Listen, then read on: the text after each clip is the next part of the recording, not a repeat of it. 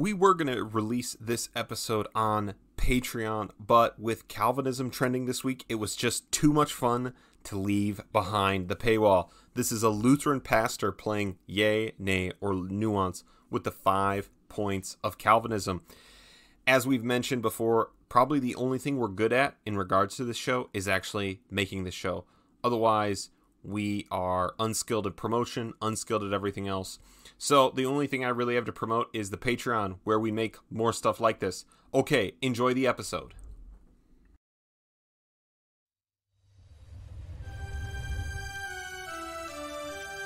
All right, we are back. We are here continuing on. We are with Pastor Jacob Eichers. This is going to be bonus content of some form. And we have a guest here, and it's a guest we like. And so we figured we'd play a little yay, nay, or nuance. But we are playing it with a Lutheran pastor. So tonight we are playing yay, nay, or mystery. So Pastor Jacob Eichers, you can choose mystery if you so desire. And so there's only one thing our audience needs to know. The thing that they care about is your opinion of the tulip, of the 5 points of Calvinism. So I have brought 5 sentences. So in seminary, the 5 points for me were distilled into 5 contemporary explanations of all of these 5 points, which are taken from, as I should never neglect to advertise, these are taken from a huge, large confessional document with hundreds of words describing the proper recipients of baptism. Like this is an expansive document that has become 5 sentences. And so there's a lot more to this, but for the sake of good radio and summaries and an interesting conversation, we're going to start here. So a yay is a hearty agreement with the statement. A nay is a hearty disagreement with the statement. And a mystery is the answer I assume you will give to all 5 as a good Lutheran pastor. And so I will then offer Michael a brief either no, this is kind of why we still think this, or and whatever. And so I'm guessing we go. I think we might go 2 for 5 with you. So we'll find out. I'm putting the over under at 5. If you're a listener at home and don't think making those types of bets are a sin. So here we go. So number 1, and I am not going to read the traditional Reformed name, because I think those might poison the well, as it were. So I'm going to just read the sentence, and you're welcome to identify them or not. Pastor Michael, actually, why don't you identify them after he gives his yay, nay, or mystery? So here's the first one we're going to do. So since the fall, humans are enslaved to sin and by nature bent towards evil in every part. Since the fall, humans are enslaved to sin and by nature are bent towards evil in every part. Yay. I want to say yay. All right. I thought this was one of the few we would get a yay with. So yeah. So tell us why you want to say yay on to this one. So again, I suppose the only thing even in Lutheran churches we say this, so it's not technically, it's like by sinful by nature, this idea. Again, I think in colloquial saying, right, of course, I would agree with that.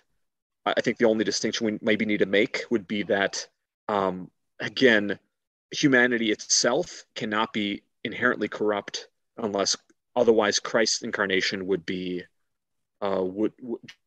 Jesus would have been sinful, being human, right? So yes. Maybe that's just a super fine point, but no. I agree with it, but just make sure that we understand that humanity essentially is not evil. It is accidentally evil. It's not if you want to use Platonic distinctions, even though it is a big problem, we are very corrupt. We are totally okay. I know. I mean, I can pretend like I don't know which one that is, but we're totally depraved, right? But perfect. You got it. Right? It's not as that people are doing the worst thing they possibly can. It's that every part of them is corrupt, right? And so I think that. And I think you're this is why it's very important that this one is front loaded with since the fall, right? So that there is because there have been some in the Reformed tradition who have posited a total loss of the image of God, right? But that is not the Reformed consensus, nor the opinion of where this point of the 5 points comes from. Right. Pastor Michael, do you want to add anything else before we go on? I think that's good. This was our solid one, just so you know. This was the one I felt solid about. Felt pretty good about this one. I think what you even said, though, is an important distinction, even for those who are Reformed, that like there is because mankind is essentially good in the sense that mankind was created upright, was created for God and in the image of God. This is why we can say that though sin has impacted every area of our lives, every piece of what it means to be human, it has not done so to such an extent that the image of God has been absolutely blotted out. That's just not something that I think the scripture would teach. Okay, so here we go. Number 2. I was going to switch these up in an order, but I'm not gonna play it that hard. So here we go. God's decision to save someone does not ultimately depend on anything in that person. God's decision to save someone does not ultimately depend on anything in that person. God, so just the third time for me. One more time. 3 is a good number. God's decision to save someone does not ultimately depend on anything in that person. Yes. So we have another yay. So this was the second one that I was hoping we would make it on. Pastor Michael, he gave a yay to what does this describe? Yeah, so this is unconditional election. Correct. That God...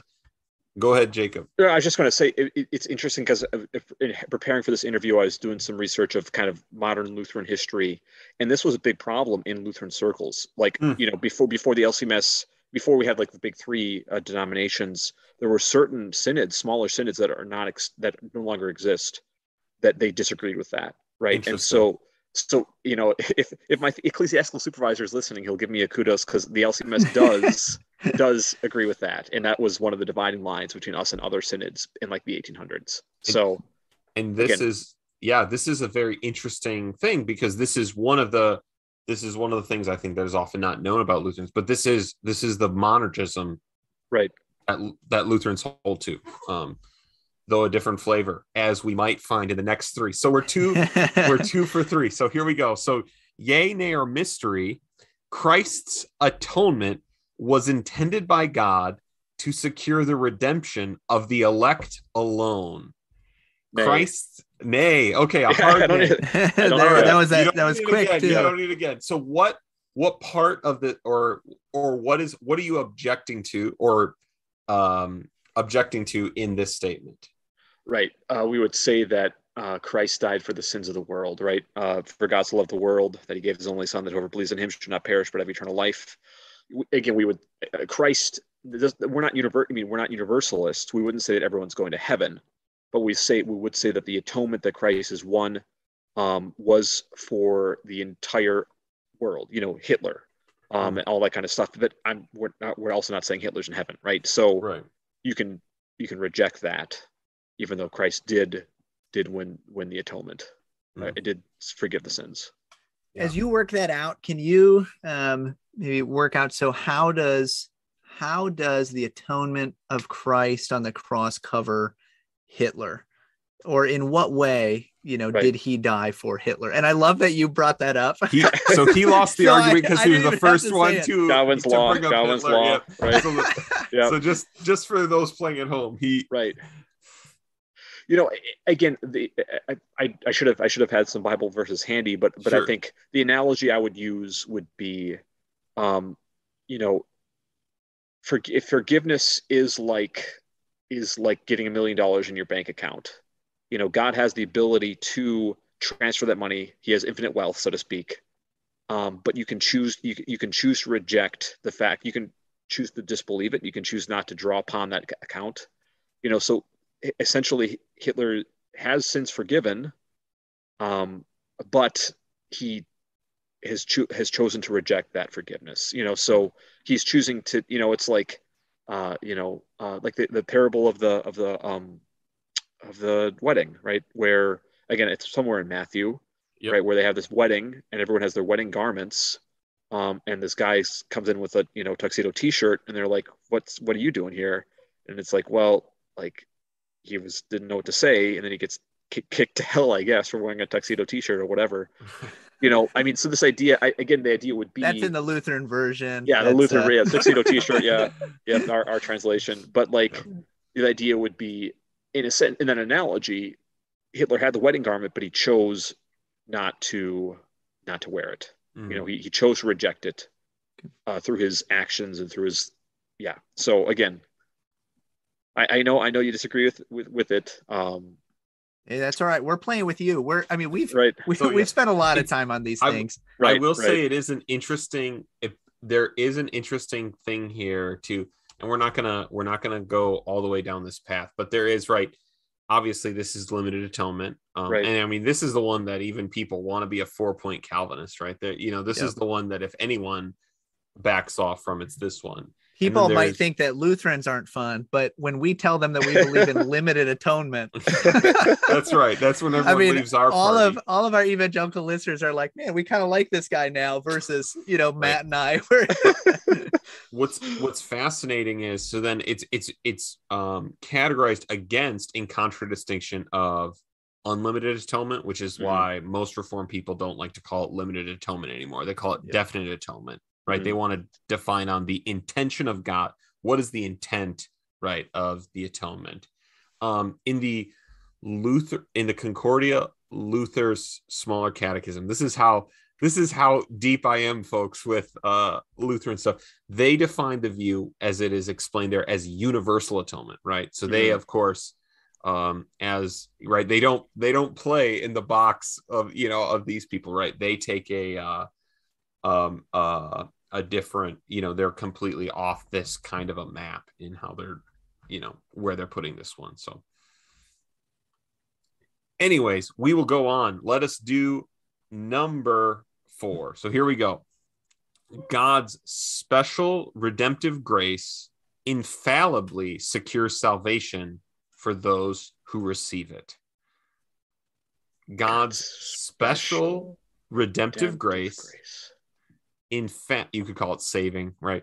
Infallibly secures salvation of those who receive it. Right. And I would say nay. Okay. Tell us why. Right.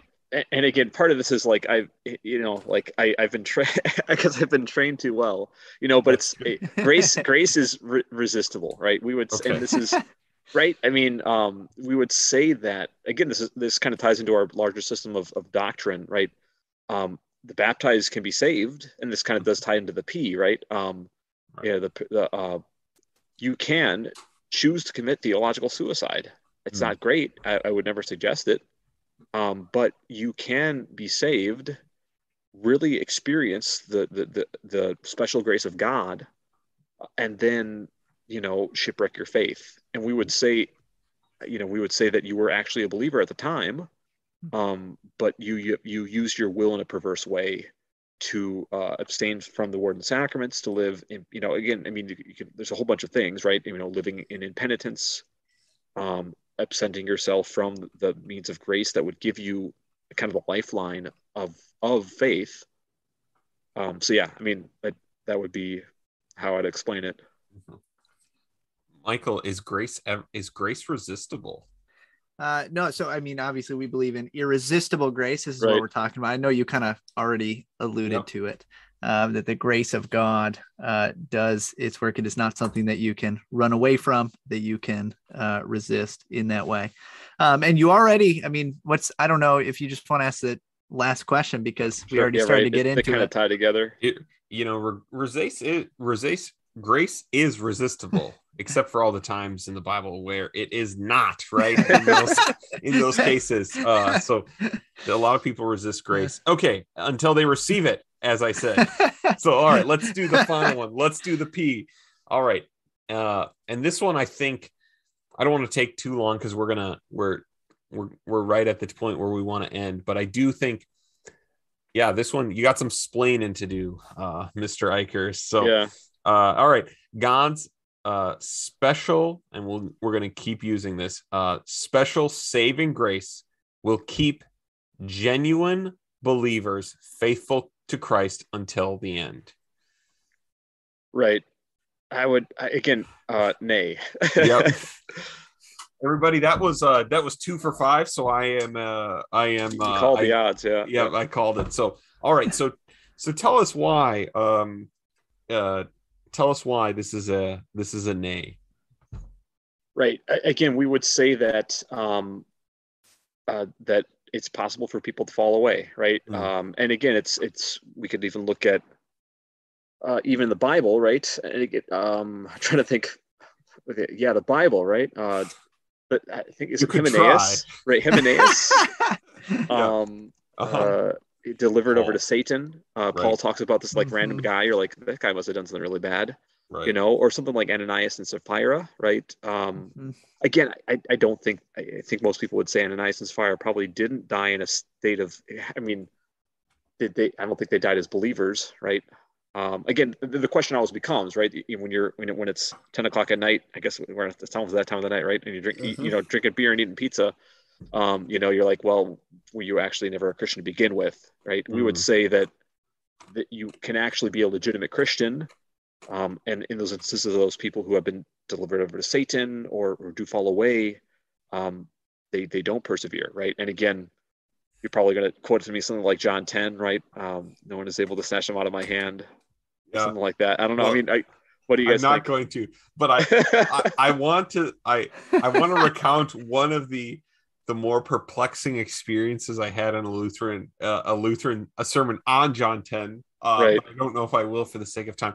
I want though to, and you guys can tell me, we'll let Jacob answer this. My follow-up question would be for just someone listening going, oh, wow, that sounds scary. What is the source of assurance, right, for the believer, then, right? Like that's probably the more important practical question for them. And I would say, we would say that kind of my flippant answer is, shut up and look at Jesus, right? Yeah. And again, but then unpack what that means, right? So don't look at anytime we look at, I think sometimes understood wrongly, certain denominations of Christianity could be so inwardly focused, whether that you end up, when you doubt, you end up looking, did I do the right things? Did I pray the right prayer? Am I really elect? I don't think that's a helpful question to ask. Am I really elect? I think it's look to Jesus and look in the places he promises to be, right? So this is where the monergism kicks in, right? Christ chose you in baptism. You wonder if you're a Christian, you're baptized into Christ. Doubt your faith. Talk to a pastor. Are there certain sins that are bothering you? I in my office as a pastor can pronounce the forgiveness of sins to specific things that are bothering you as a called and ordained servant of Christ. You have the gift of confession and absolution.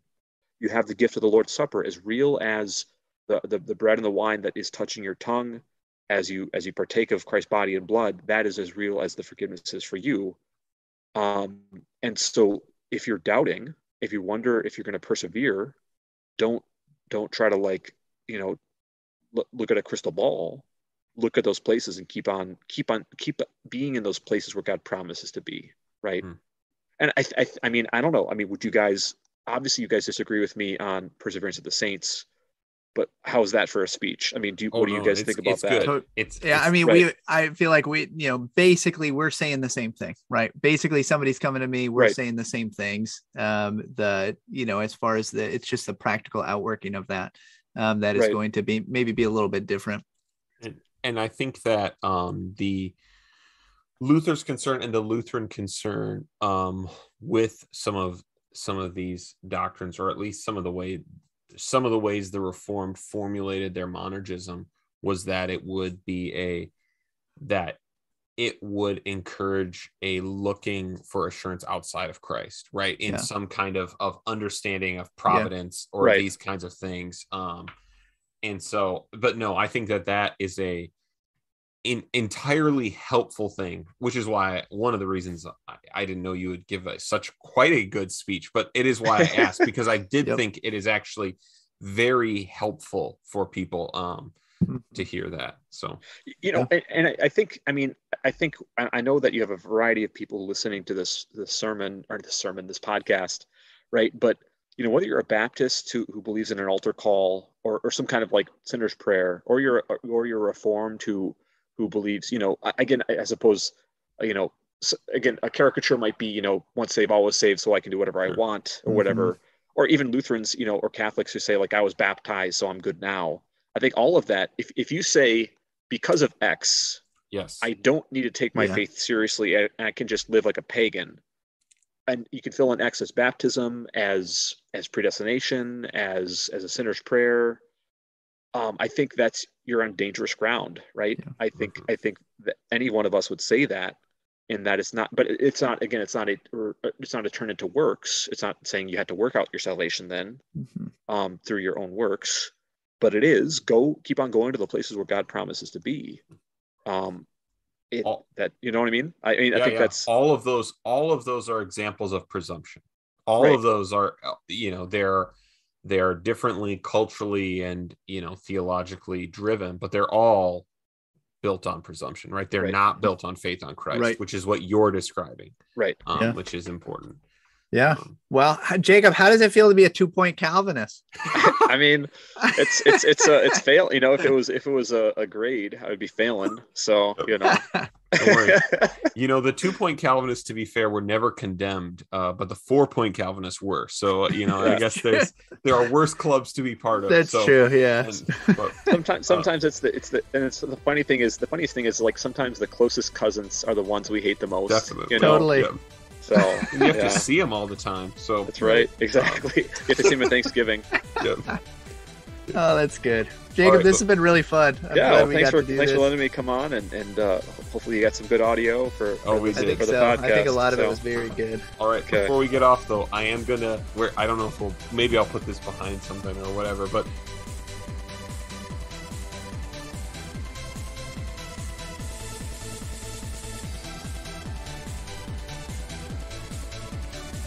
Thank you, Pastor Jacob Eichers, for coming on, playing some yay, nay, or mystery with 5 Points of Calvinism. There's still time to become a 5-point Calvinist. We would like to thank Epic Church for this version of Psalm 134's from their Genevan Psalter album, which maybe you should check out if you thought this was rad. Otherwise, join us on Patreon, where you can listen to us talk to Pastor Jacob about some more inside Lutheran Reformed baseball. All right, everybody, we will catch you next week.